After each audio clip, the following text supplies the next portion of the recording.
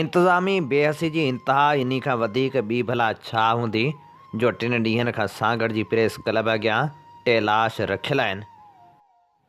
3 लाशनि मथां वेठल वारस लुड़क लुड़क थी विया आहिनि, पर को बि इंसाफ़ जी आथत ॾियण वारो नाहे। बेयकीनी वारी सूरत हाल खे भोॻींदड़ सागड़ शहर लावारसी जे ऋण में अकेलो रहिजी वियल उहो शहर आहे जंहिंखां इंतिज़ामिया मुकमल तौरु लातालुक बणिजी वई आहे। इक़्तिदार जे नशे में वञाइजी वियल हिन शहर जा चूंडियल नुमाइंदा अञा ताईं मक़तूलनि जे वारसनि खे आथत ॾियण लाइ बि नाहिनि पहुता। DIG ऐं SSP सागड़ शहर में मौजूदु हुजण बावजूदु धरणे वारे हंध लड़ी न आया। वारसनि खे पंहिंजी ऑफिस में सॾाए उन्हनि नादरी हुकुम ॾेई छॾियो त MNA ख़िलाफ़ केस दाख़िल न थींदो।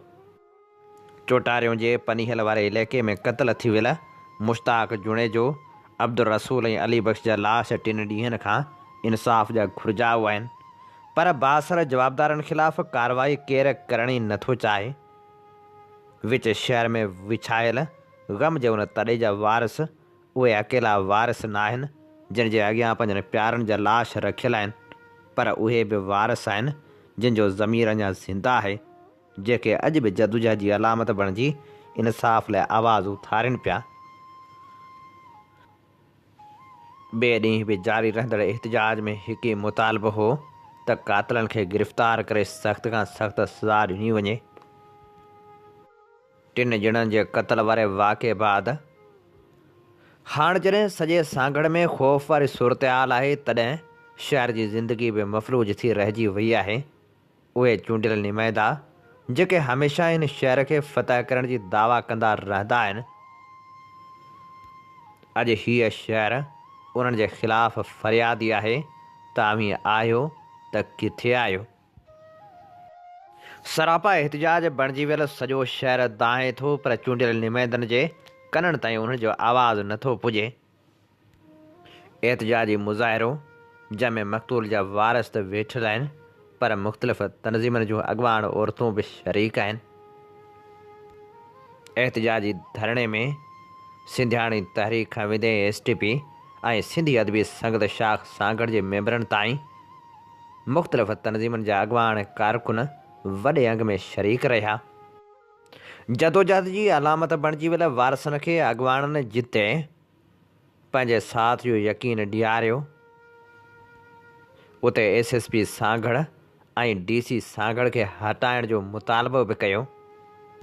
मक़तूलनि जे वारसनि बि चूंडियल नुमाइंदनि खे त ॾोरापा ॾिना, पर उन्हनि बेहस बणिजी वियल पुलिस ते बि मयार रखी छॾी आहे त पुलिस आख़िर असां सां इंसाफ़ छो नथी करे ऐं असांजो केस दाख़िल छो नथी करे। ताला खां अलादीन खां असांखे इंसाफ़ खपे। असांजा बेॾोहा शहीद काल्ह को रोड ते पिया न असीं वञी दफ़नायूं, असांखे इंसाफ़ खपे। असांखे पार कटायो, असांखे ॿियो कोन्हे। असांजा बच्चा उते दर बदर रासम उते फेरी घसी रही आहे। राति 1 बजे ताला ॾेई हथियार बंदि उते ॾेई असां उहे रासम असां हिते बच्चा दर बदर थी रहिया आहिनि। असांखे इंसाफ़ खपे। असीं शहीद असीं वञी दफ़नायूं। असां वटि पहिरियों वाक़ियो थियो आहे ताला अलादीन जुड़े जे कयो आहे। वाठनि खां अञा पाण करे असीं बचके छॾियूं। असांखां ॿिया वाठा रोल विहारे असांजे बचनि खे जुंडा पटे रहिया आहिनि। असांखे इंसाफ़ खपे। असांखे ॼो की राति में असांखे इंसाफ़ थियो।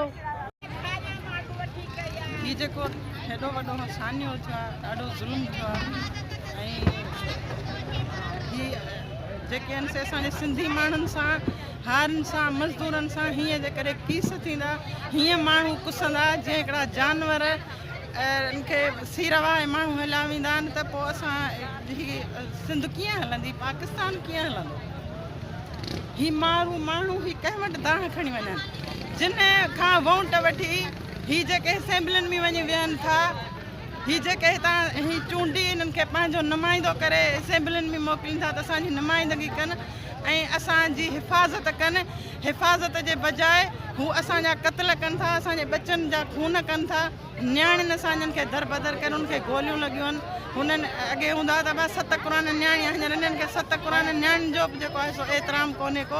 हुननि नियाणियुनि खे गोलियूं लॻियूं आहिनि, हुननि जूं नियाणियूं ज़ख़्मी थियूं आहिनि, हुननि जा 3 माण्हू मौन अॼु ॾींहुं हिन महिल ताईं काल्ह खां वठी हीअ जेको थियो आहे वाक़ियो त अञा ताईं को पुलिस वारो न आयो आहे, को SHO न आयो आहे। शर्म जी ॻाल्हि आहे। हिननि जो इलाइक़ो आहे, हीअ जूणे जा हिते पगूं ॿधी हलनि था। केर बि जेके शाज़िया पंहिंजी आहे उहा जेका दावा थी करे, हिते को SHO आयो आहे, को SP आयो आहे, कंहिं हिननि जे मथे ते हथ रखी आहे, कंहिं DIG को बयानु ॾिनो आहे त भाई हेॾो वाक़ियो थियो आहे, कंहिं मीडिया वारनि जे हथां का अंधी मंडी ख़बर थी हले।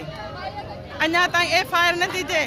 कातिल ईअं छूट पिया हलनि, कातिल किथे आहिनि, किथे जेके आहिनि से हिननि का FIR कंहिं ते कटी आहे। मेरी सबसे पहले आला हुकाम से ये अपील है कि इन मजलूमों के साथ इंसाफ किया जाए। ये 30 घंटे गुजरने के बावजूद अभी भी इंसाफ के मुंतज़िर हैं। इन्होंने आप लोगों को वोट देके आला हुकाम तक पहुँचाया, आला ऐवानों तक पहुँचाया है।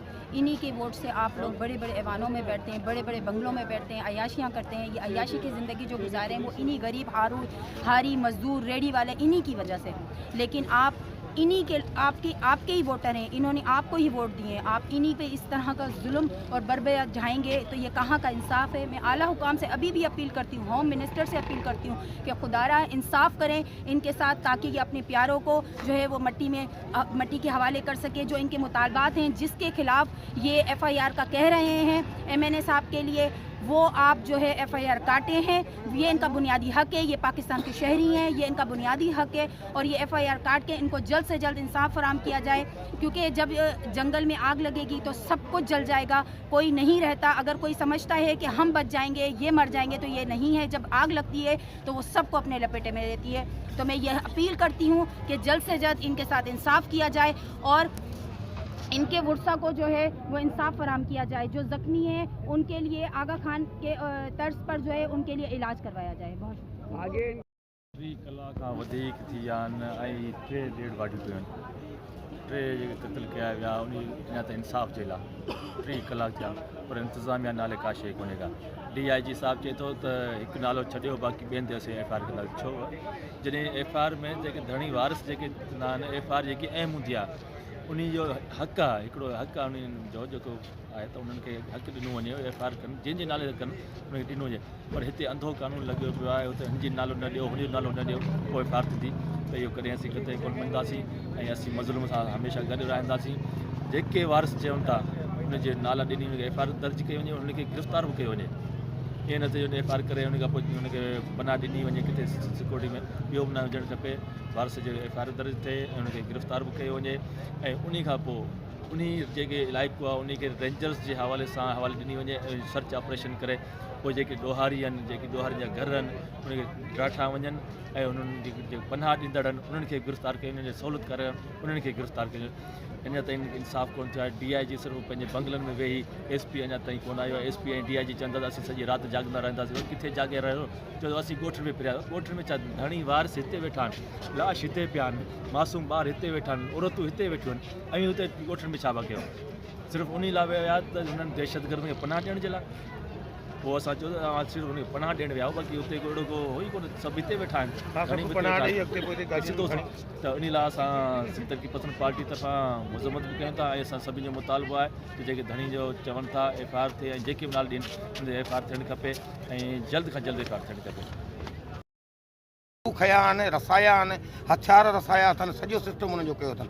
पूरे इलाइक़े मां माण्हू कढणु सॼो हुननि जो कमु आहे। सॼो सिंध जी गवर्नमेंट जी गाॾियूं इस्तेमालु थी ऐं हुननि जी पनाह कई अथनि।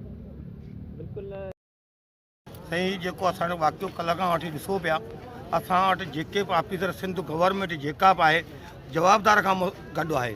असांजो को न को धणी न को साईं आहे। जेके बि ऑफिसर आहिनि, DIG IG SP सॼा हुननि जा मुहताज आहिनि। इहे भलारी राति आहे। असीं हिते ॾिसो माण्हू ईदूं पिया कनि, असीं लाश खड़ी रखियो वेठाऊं चौक में।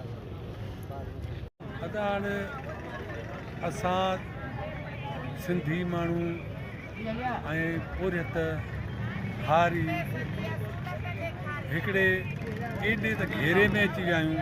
हिकिड़ा पंहिंजा वॾेरा ऐं जागीरदार ऐं ॿिया धारिया होॾां कैनाल था ठहनि, हेॾां शहर पिया फुरजनि, हेॾां तइलीमूं असांजूं फुरियूं पियूं आहिनि। असां माण्हू उन्हनि जिदोजहद में दिलि में लॻा पिया आहियूं ऐं हिते ही वरी असांजे माण्हुनि खे ईअं बेख़फ़नूं करे मारीनि था। असीं उन्हनि खे छा चऊं? असां असां वटि उहे लफ़्ज़ कोन्हनि जेके हिननि लाइ असीं चई सघूं। असांजो ही जेके हिननि खे असां वोट करे बेड़ो ॿोड़ियो अथनि। केरु थो पुछे वोट खे, हिननि खे वोट करे इन्हनि माण्हुनि चाढ़ियो आहे न। इन्हनि माण्हुनि खे हिननि खे न्याणियुनि जो हया कोन थियो आहे, घरनि में पिया आहिनि वञी हथियार खणी ऐं सिधो जेके लॼुनि जा मुहाफ़िज़ असीं सम्झंदा हुआसीं। शाहनवाज़ साहिब त असांजो जेको आहे असीं चवंदा हुआसीं त हिकिड़ो लॼुनि जो मुहाफ़िज़ आहे, उन्हनि जो ई पोयां जेको हिन क़िस्म जूं जेके हिन ते करे पियो कारवायूं, हैरत जी ॻाल्हि थी आहे। जेके औरतुनि न्याणियुनि घरनि में पकाए उन्हनि मां कोन था मिलनि, उन्हनि खे सिधियूं फायरियूं था कनि।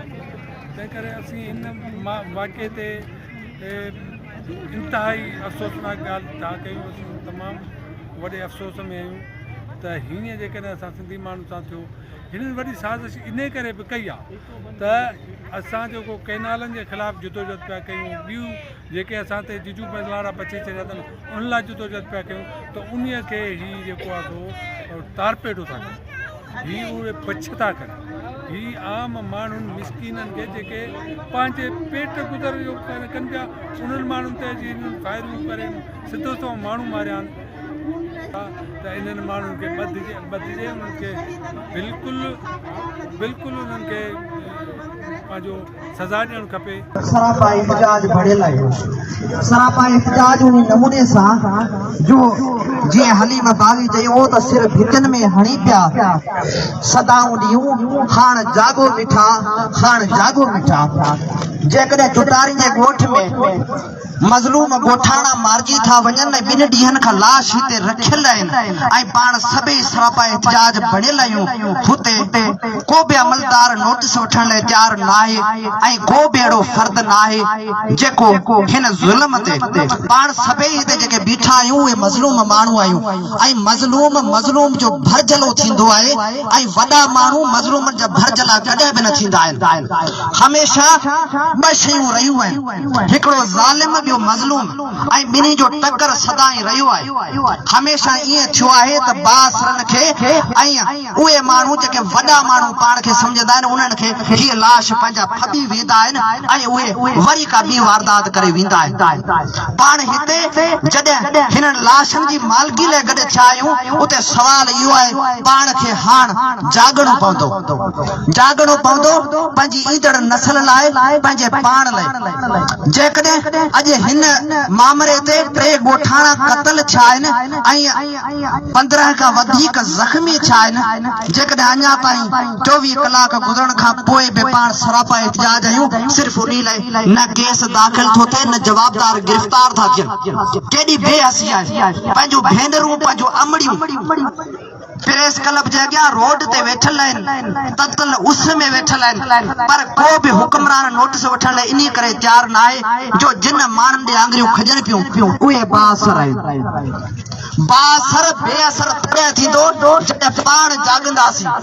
जेकॾहिं पाण न जाॻियासीं त पाण खां पंहिंजा ॻोठ वेंदा, ज़मीनूं वेंदियूं। पाण खे पंहिंजूं ज़मीनूं बचाइणियूं पवंदियूं, पाण खे पंहिंजा ॻोठ बचाइणा पवंदा, पाण खे पंहिंजे माण्हुनि जी मालिकी करणी पवंदी ऐं पाण खे पंहिंजे नस्ल जी मालिकी करणी पवंदी। जेकॾहिं पाण अॼु ख़ामोश थी वियासीं त सुभाणे इहा जिणक जेका पंहिंजे ख़िलाफ़ पाण मज़लूमनि जे ख़िलाफ़ आहे उहा पंहिंजे नस्लनि खे साड़े छॾींदी। कुझु सानिया अहिड़ा हूंदा आहिनि जेके नस्लनि खे इनकलाब ॾेई वेंदा आहिनि।